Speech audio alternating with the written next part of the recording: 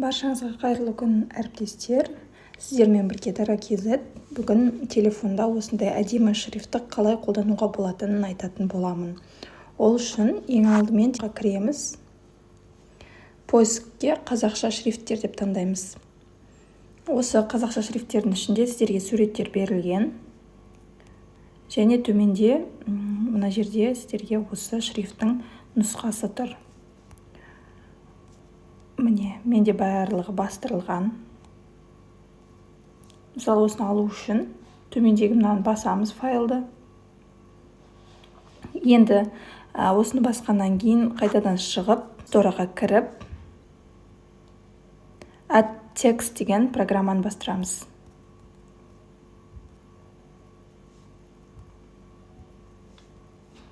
Add Text деген программа именно осы нұсқасын бастырасыздар. Add Text on Photos деп тұр. Міне, менде обновлять етіліп жатыр. Одан кейін осы программаға кіреміз. Міне, менде обновление болып жатыр.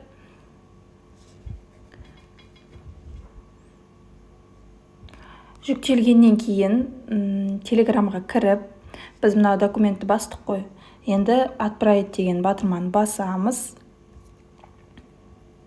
Еще дейміз да, осы жерден Add Text деген жаңағы программаны тауып аламыз. Обновлять етіліп алсын менде.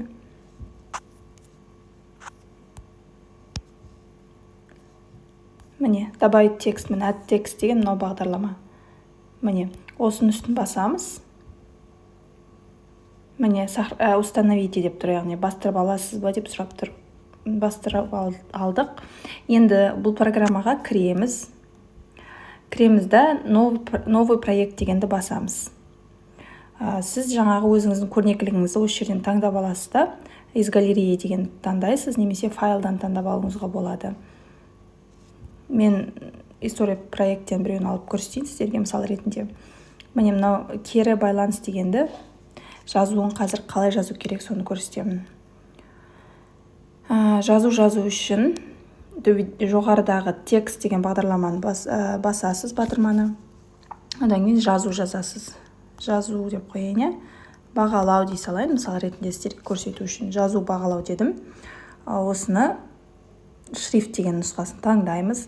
Мына жердегі шрифттер емес, біз жоғарыдағы оң жақтағы мои шрифті деген батырманы басамыз. Міне, менде мынаның барлығы жаңағы Телеграмнан алынған және установить етіп алғандарым. Мысалы, мынаны таңдаймыз, осылай өзгерді. Редактировать, төменге түсірейік.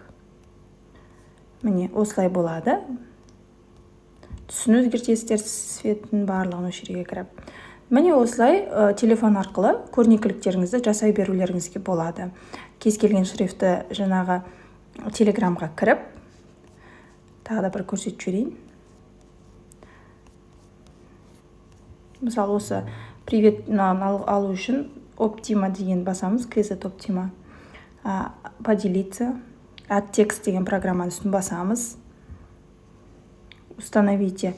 Установить етілген, менде тағы бетіп бассақ, міне, установить. Болды, установить етілді. Енді кресті жаңағы жоғарыдағы шрифт деген таңдап, кез келген шрифтті қоя бересіз. Міне, Optima. Видео түсінікті деп ойлаймын. Сұрақтарыңыз болса, комментарийға жазыңыздар.